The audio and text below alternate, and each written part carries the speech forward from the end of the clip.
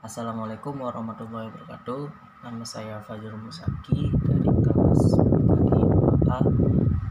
Oke, di sini saya akan mereview buku pendidikan Pancasila yang ditulis oleh Jimmy Hasuluan DRSMM dan diterbitkan oleh Swagati Pers, Jalan Sukapura nomor 15 Cirebon. Diproduksi oleh ABW Print, Jalan Bumijo Lor, Yogyakarta. Ya, di sini saya akan menjelaskan sedikit tentang Jimmy Hasuluan. Jadi beliau lahir di Sumodong 20 Desember 1952 dan tinggal di Puri Pilangsari 2 Cirebon. Pendidikan tinggi yang telah beliau lewati adalah S1 Ekonomi Umum IKIP Bandung dan S2 Magister Manajemen Ganesha Jakarta. Ya, beliau menjadi dosen di Universitas Swadaya Gunung Jati sejak tahun 1992 hingga sekarang. Dalam jalur akademis beliau mendapatkan pangkat lektor kepala pada tahun 2001. Di Uswagati beliau juga sempat menjabat sebagai Sekjur PDU Akuntansi pada tahun 1993, Sekretaris LPPM pada tahun 1996, Kepala Laboratorium Komputer pada tahun 2001, Kajur PDU Akuntansi pada tahun 2001, Kepala Biro Kerjasama pada tahun 2002, Kepala LTM pada tahun 2005, Sekretaris Satuan Pengawas Interna pada tahun 2006, dan Kepala Biro Kerjasama pada tahun 2009. Banyak sekali ya pengalaman masa jabatan beliau di Uswagati. Ya, oke, kita langsung saja ke pembahasan yang pertama. Di sini saya akan di buku ini saya akan menjelaskan daftar isinya.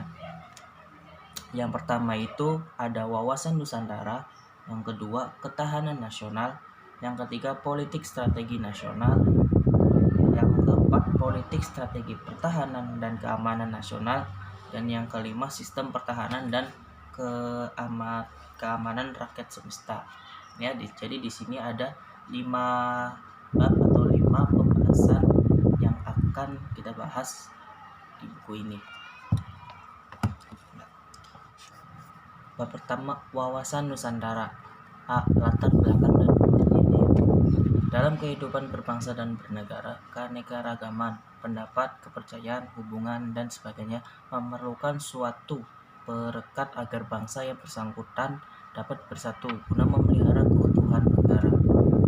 Suatu bangsa dalam menyelenggarakan kehidupan tidak terlepas dari pengaruh lingkungannya yang didasarkan atas hubungan timbal balik atau kait-mengait antar filosofi bangsa, ideologi, aspirasi, dan cita-cita yang dihadapkan pada kondisi sosial masyarakat, budaya dan tradisi, keadaan alam dan wilayah, serta pengalaman sejarah.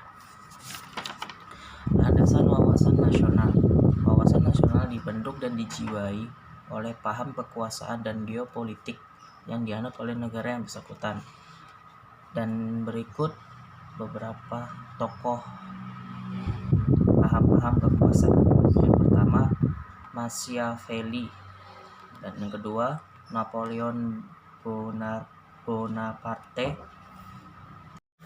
yang ketiga Jenderal Clausewitz, keempat Furbeck-Hegel, kelima Lenin, keempat Lucian W. Pye dan Sidney, kedua teori-teori geopolitik. Di sini ada beberapa tokoh. Yang pertama Friedrich Ratzel, dua Rudolf Gehlen, ketiga Karl Haushofer, keempat Sir Halford Mackinder, kelima Sir Walter Raleigh and Arthur Taymahan, 6 Y. Mitchell, Selwyn Julian Dowhead, G.V.C. Fuller, dan yang terakhir Nicholas J. Speakman. Oke, situ adalah beberapa tokoh-tokoh dalam materi wawasan Nusantara. Kemudian bab kedua yaitu ketahanan nasional. Pengertian ketahanan nasional Indonesia, kondisi dinamik bangsa Indonesia yang meliputi segenap aspek kehidupan nasional yang berintegrasi, berisi keuletan dan ketangguhan, yang mengandung kemampuan mengembangkan kekuatan nasional dalam menghadapi dan mengatasi segala tantangan, ancaman, hambatan, dan gangguan baik yang datang dari luar maupun dari dalam, untuk menjamin identitas, integritas, kelangsungan hidup bangsa dan negara, serta perjuangan mencapai tujuan nasional. Konsep ketahanan nasional Indonesia adalah konsepsi pengembangan kekuatan nasional melalui pengaturan dan penyelenggaraan kesejahteraan dan keamanan yang seimbang serasi dalam seluruh aspek kehidupan secara utuh dan menyeluruh berlandaskan Pancasila, UUD 45 dan Nusantara.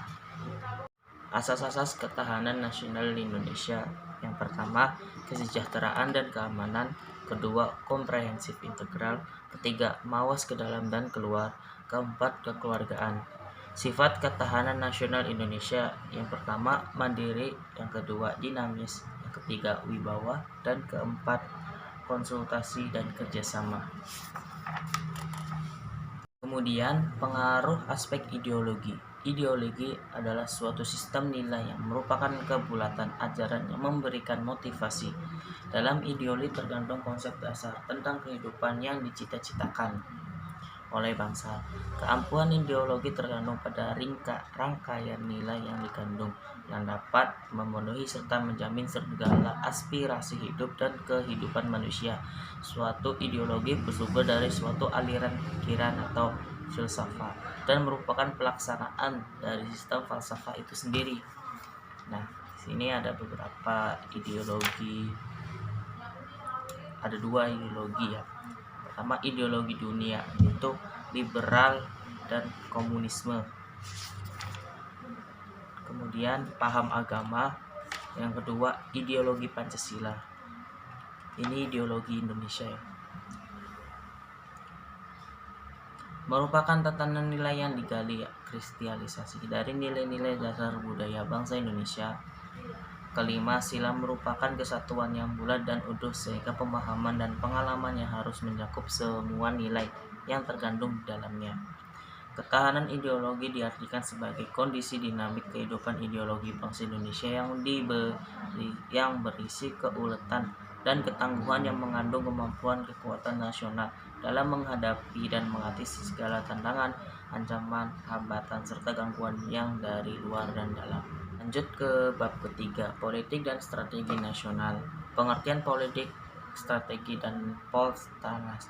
Perkataan politik berasal dari bahasa Yunani, yaitu polistaya. Polis berarti kesatuan masyarakat yang mengurus diri sendiri atau berdiri sendiri negara. Sedangkan daya berarti urusan. Dari segi kepentingan penggunaan kata politik mempunyai arti yang berbeda-beda. Untuk lebih memberikan pengertian arti politik, disampaikan beberapa arti politik dari segi kepentingan penggunaan, yaitu A. Dalam arti kepentingan umum. Politik dalam arti kepentingan umum atau segala usaha untuk kepentingan umum, baik yang berada di bawah kekuasaan negara di pusat maupun daerah, lazim disebut politik, yang artinya adalah suatu rangkaian asas, prinsip, keadaan, serta jalan, cara, dan alat yang akan digunakan untuk mencapai tujuan tertentu atau suatu keadaan yang kita kehendaki, disertai dengan jalan, cara, dan alat yang akan kita gunakan untuk mencapai keadaan yang kita inginkan. B. Dalam arti kebijaksanaan. Politik adalah penggunaan pertimbangan-pertimbangan tertentu yang dianggap lebih menjamin terlaksananya suatu usaha, cita-cita, atau keinginan, atau kejayaan yang kita kehendaki. Dalam arti kebijaksanaan, titik beratnya adalah adanya proses pertimbangan, menjamin terlaksananya suatu usaha, dan pencapaian cita-cita atau keinginan. Jadi politik adalah tindakan dari suatu kelompok individu mengenai suatu masalah dari masyarakat atau negara. Pemikiran penyusunan politik dan strategi nasional. Penyusunan politik dan strategi nasional perlu memahami pokok pikiran yang terkandung dalam sistem manajemen nasional yang berdasarkan ideologi Pancasila UUD 1945, wawasan Nusantara dan ketahanan nasional. Landasan pemikiran dalam manajemen nasional sangat penting sebagai kerangka acuan dalam penyusunan politik strategi nasional karena di dalamnya terkandung dasar negara, cita-cita nasional dan konsep strategi bangsa Indonesia. C. Penyusunan politik dan strategi nasional Indonesia. Politik strategi nasional yang terlangsung dalam ini disusun berdasarkan sistem kenegaraan menurut 1945. Sejak tahun 1985 berkembang pendapat yang mengatakan bahwa pemerintah dan lembaga-lembaga negara yang diatur dalam UUD 1945 merupakan lembaga yang merupakan suprastruktur politik. Lembaga-lembaga tersebut adalah MPR, DPR, Presiden, BPK, dan Mahkamah Agung. Bab keempat, politik strategi pertahanan dan keamanan nasional. Politik pertahanan dan keamanan nasional. Pembangunan pertahanan dan keamanan nasional HAMKENAS tidak dapat dipisahkan dari pembangunan nasional dan dalam keseluruhannya. Pada suatu pihak, pembangunan nasional diarahkan pada tercapainya peningkatan kesejahteraan bangsa. Pada pihak lain, tingkat kesejahteraan bangsa itu wajib diamankan terhadap segala aspek ancaman yang dapat mengganggu, bahkan dapat menghancurkan dalam bentuk satu perang terbuka. Oleh sebab itu, perlu adanya kekuatan yang di satu pihak mempunyai pengaruh pencegahan terhadap mereka yang hendak mengancam kelangsungan hidup bangsa. Oleh sebab itu, meskipun unsur-unsur daripada kekuatan HAMKENAS adalah beraneka ragam coraknya, namun unsur angkatan bersenjatalah yang memegang peranan penting yang perlu dibangun dan dikembangkan dalam rangka perlindungan dan pengamanan bangsa dan negara terhadap segala ancaman dalam bentuk skala dan manifestasinya. Kekaryaan Angkatan Bersenjata Republik Indonesia. Sebagai akibat daripada perjuangan Angkatan Bersenjata Republik Indonesia dalam rangka perjuangan bangsa untuk menegakkan kemerdekaan dan nilai-nilai kehidupan, maka Angkatan Bersenjatalah yang memperoleh kedudukan dan peran sebagai golongan karya yang berwenang untuk bersama-sama dengan kekuatan sosial lainnya menentukan haluan perjuangan bangsa. Penilaian keadaan ekonomi keuangan negara pada dewasa ini menjadi faktor pembatas utama bagi pengembangan kekuatan HAMKENAS. Sampai pada tahun 1973 sampai 74 baru mampu untuk mendukung usaha-usaha pembangunan bagi kepentingan kesejahteraan bangsa, sedangkan bagi kepentingan pertahanan dan keamanannya hanya dapat disediakan dana yang sangat terbatas. Kelima, sistem pertahanan dan keamanan rakyat semesta. Makna bab 7 pasal 30 UUD 1945 memusatkan pada sistem pertahanan dan keamanan negara dan dijiwai sistem pertahanan dan keamanan rakyat semesta. Wacana seperti itu memungkinkan kita memberikan sumbangan untuk mencari tafsir atau uraian yang tercantum dalam konstitusi. Kesepahaman tafsir diperlukan guna membangun penyelenggaraan fungsi pertahanan nasional yang efektif dan merupakan bagian dari sistem keamanan nasional security, tetapi terpisah dari penyelenggaraan fungsi keamanan dalam negeri. Pemahaman fungsi pertahanan nasional dari fungsi keamanan dalam negeri seringkali membuat beberapa kalangan terjerat oleh diartikan bahwa TNI sebagai institusi pengemban fungsi pertahanan tidak lagi dapat memasuki wilayah keamanan dalam negeri, dan keamanan dalam negeri seolah merupakan wilayah kewenangan Polri sepenuhnya. Keadaan sebenarnya tidak demikian. Perlu dibedakan antara pertahanan nasional sebagai peran yang diberikan kepada TNI dengan tugas-tugas yang dapat dilakukan oleh TNI. Pemberian peran kepada TNI sebenarnya lebih diartikan sebagai pemberian arah bagi pembangunan kemampuan TNI dalam bentuk kemampuan inti, core kompeten. Penentuan kemampuan ini diperlukan untuk menentukan skala prioritas program pembangunan dalam kondisi sumber daya terbatas. Hal ini tidak merupakan keadaan spesifik alami TNI saja, tetapi merupakan ciri umum dalam perencanaan di mana bentuk sasaran yang ingin dicapai bersifat tidak terbatas, tetapi sumber daya untuk mewujudkan keinginan itu selalu bersifat terbatas. Dengan demikian, TNI tidak perlu bingung menggunakan sumber daya terbatas. Apakah untuk pengadaan traktor bagi program TNI Manunggal atau peralatan penindakan hukum huru-hara untuk menghadapi demonstrasi atau membeli pesawat tempur F-16 untuk menjaga keutuhan wilayah nasional Indonesia. Jadi tulisan ini dianggap sebagai suatu langkah awal untuk memikirkan ulang strategi pertahanan keamanan Indonesia. Kajian yang dilakukan di sini dimaksud untuk membuka gerbang bagi pengembangan suatu strategi pertahanan yang menempatkan aspek moralitas sebagai pertimbangan primer, lebih mengutamakan eksplorasi alternatif resolusi konflik sebelum memikirkan penggunaan instrumen perang, dan terutama tidak lagi melibatkan masyarakat sipil dalam aplikasi strategi pertahanan Indonesia tanpa mempertimbangkan dampak-dampak fisik dan psikis yang mungkin terjadi akibat meletusnya kekerasan terorganisir. Jika HAMKAM rata ingin tetap dipertahankan, maka perlu ada usaha konkret untuk mewujudkan 3 hal di atas.